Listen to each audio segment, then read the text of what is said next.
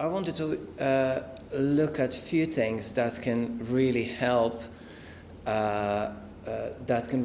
you prepare for this Christmas if you already didn't, in terms of your mobile offering. Now that's a bit difficult given the date where we are at, and one of the pitches for the event itself was, well, look, we'll give you quick tips. No big things that you can implement straight away. Just to set the scene, we can see that mobile traffic is growing from year to year, and it's pretty much doubling. And it's no wonder, because more and more mobile devices are being sold.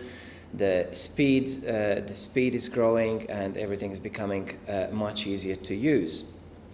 Besides that, just traffic, we can see that especially this year has been really big. We have seen very big increase in mobile spending, right? So it went 150% in September this year as compared to the last. Some analysts attribute that to the introduction of 4G, which again made mobile browsing much easier. There is a big debate very frequently going, should we have an app or should we have a mobile website? Now, here is a very interesting statistic that show that 78% of time spent on mobile is actually spent in mobile apps as opposed to browser. And this is not surprising, given that apps can, when developed nicely, they can be much more functional, have a better usability, better experience. They're faster to load and can offer many more tools than mobile web can. And we can see another benefit from having a mobile app is that 46% of users said that they're less likely to comparison shop if they're using a mobile app, which again, it's a logic, because it's much easier to access Google and to search for something else, or to flip to another tab when you're in a browser than when you're in an app, right? It's much easier to keep somebody inside. Now, if you're considering strategy and thinking that, okay, yes, we do have a really well-functioning app, and if people are really spending that much more time in the app, should we perhaps drive some traffic from our mobile website to the app? If we are to do so, how would we do that? Something that's actually been proven as very effective are smart app banners. They're extremely easy to implement. It's literally one line of code that's inserted in the into template of your website. And if user has got an app installed, the system will automatically recognize.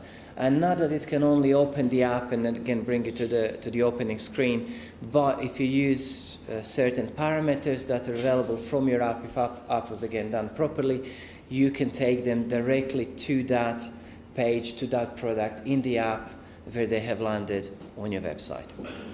So it's something that it's not adventurous at all, and it's a very easy thing to do.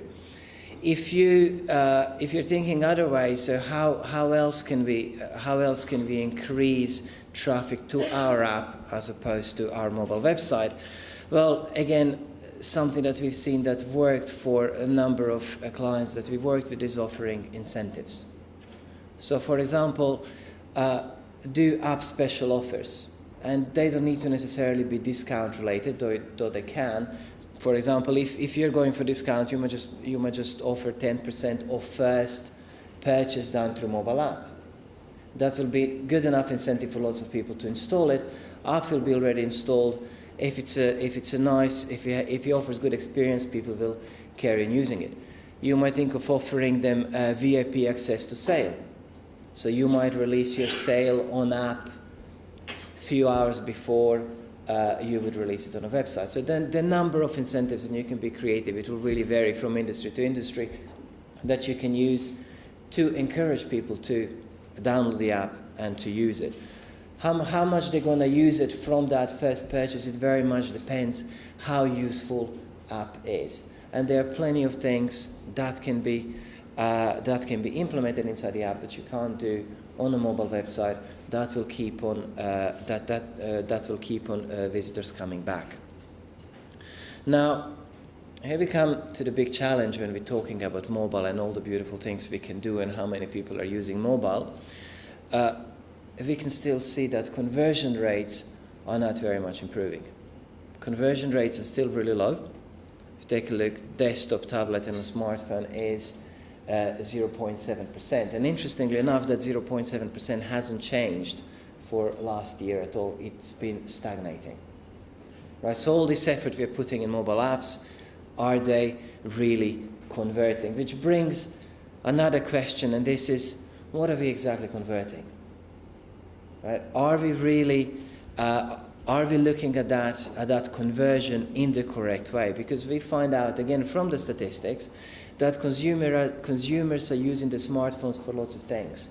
They will look for your store location. They will look up or compare pricing, look for product information, reviews. There's so many different things. So it can be just a stepping stone. So they say, okay, fine, this is great. Let me now go and see the shop. See the product in the shop and perhaps buy there. How do you measure that? It's very, very difficult. And looking at all these different numbers in many regards can be deceiving. We do need to kind of be broad-minded about that and try to think outside of the box and outside of numbers and see what do they actually mean and are there any other ways we can start making sense to our mobile strategy. And we will come to a conclusion that mobile is much more than just a channel. It's really offering a whole new user experience, whole new facility that mobile technology is offering us today that was not possible before. But if you go back to the bottom line, okay, let's talk back about conversions. Can we increase that 0.7 conversions? Because still, it might be great if they came to our mobile website, now they'll come to the store. Well, they might get lost on the way from wherever they looked at a mobile phone to find the store to the store because they might see something else, forget about it, and you lost that impulse buy. That is very important. And probably the biggest culprit to the low conversion rates in mobile are checkouts. So as we can see on the slide, I did choose a really dreadful example on purpose, but there are plenty of websites that actually take absolutely every single thing that is on desktop website and they will implement that on their mobile. Now, how difficult is to input all of that data on your mobile device? It's practically impossible, right? And even if we go, okay, let's just a few examples of some best checkout practices. So trying to really reduce that form to bare minimum, the data that you absolutely need to capture. Anything that doesn't need to be there, remove that. Also try to use mobile optimized UI. So for example, instead of drop downs for the quantity, you might want to use little plus that you just tap another quantity rather than to go drop down search. So there are lots of UI elements that are much more suited on the mobile than some of the ones that you're using on your website. Consider things like guest checkout, which you might already have. Very important is the speed of the website. Right? How fast is your mobile website? If it's not very fast, is there anything that you can do to improve that speed? It's still really important. Security reassurances. People are still nervous about mobiles, about inputting their card details on the mobile. Offer some badges, security, that this is still very secure payment, same as on the website. And what is probably going to be the most productive for increasing conversions is the single-click payments. For example, this is something that we would say it's a very well optimized checkout on mobile. So trying to capture absolute bare minimum. Or if we have even more simple, right? Checkout with PayPal or with Google Wallet, and if you don't have, then you can still input your details. That makes it extremely easy, because now instead of filling in 10 different fields, I just need to put in my email address and my passport and my password, and I'm checked out. All the other information will be populated. Now, what do actually shoppers say about their experience on mobile? They're saying that small screen size is definitely problematic. Well, that's not something we can influence that much. They worry about security, we can reassure them. They have difficulty entering information. Again, if we can implement one-click payments or alternatives, that's certainly going to make them happy. And we can see that there is a huge interest in mobile wallet. And this is something that is certainly something that we are saying as it's going to be in the next year or two. It's going to be an absolute must for any mobile retailer.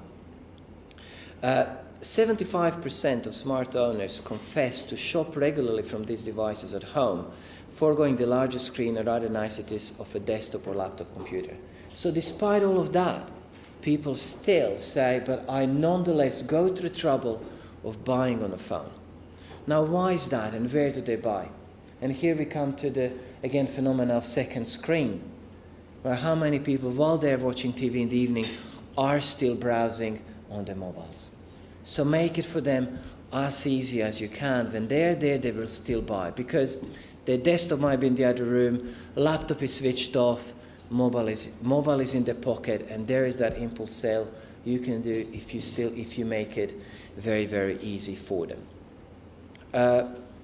Another area that you can probably a bit easier look at and consider for this Christmas, and this is when it comes to your advertising, can you localize that advertising?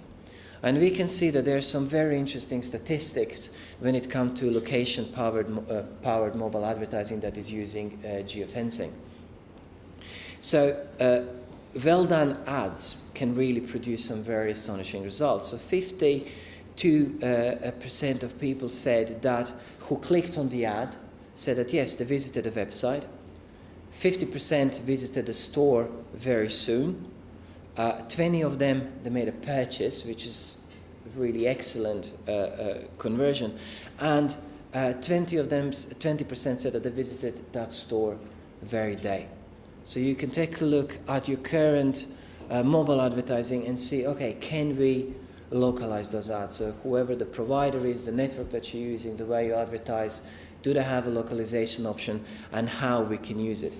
Here are some tips that are coming from Verge, and Verge is one of the leading providers in localized mobile marketing.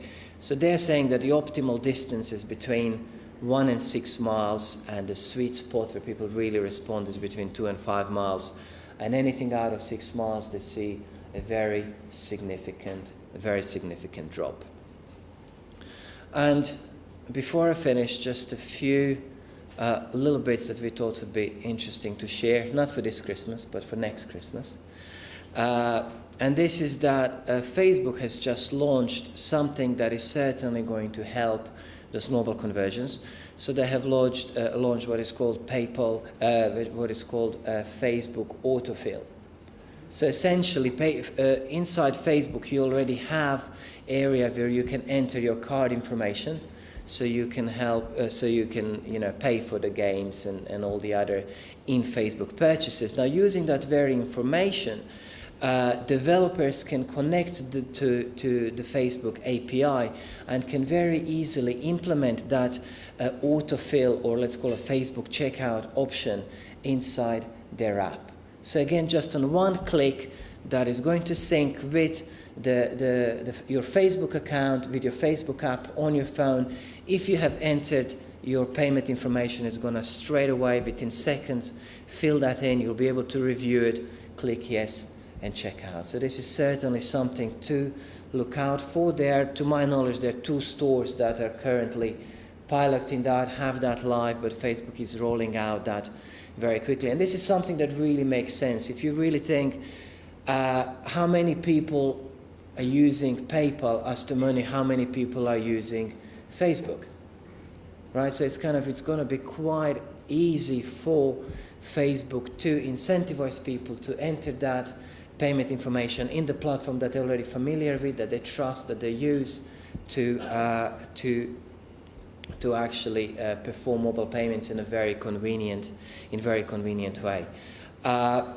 Something that Walmart is now rolling out in the States, and it's another great benefit that can be added to the mobile app, and this is mobile checkout, where you can essentially just walk into store, download the app, walk into store, just go around, get all the ingredients, scan them, pay for it, and just pretty much walk out of the store.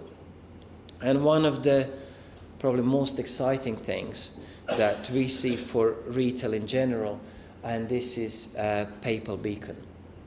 Right, so PayPal is introducing, and they've just rolled it out or launched it just a few weeks ago. It's a little USB device that will plug pretty much straight into your power socket in the store. And when people have PayPal app, the moment they walk through the store, if the PayPal app is configured in a way to sync with PayPal Beacon, at the POS system behind the checkout, the person will be, the retailer be informed straight away with your name, surname, and the picture that this person has walked in the store. They'll be able to see some of your past history or purchase preferences, and you will have you'll be able to collect all the ingredients, all the items you're buying, come and just nod your head, so that yes, that's me, and they'll just check you out without even taking the phone out of your pocket, using your card or anything else. So PayPal is actually rolling out quite a few very, very interesting products to enable and to optimize mobile shopping. So thank you very much for your attention.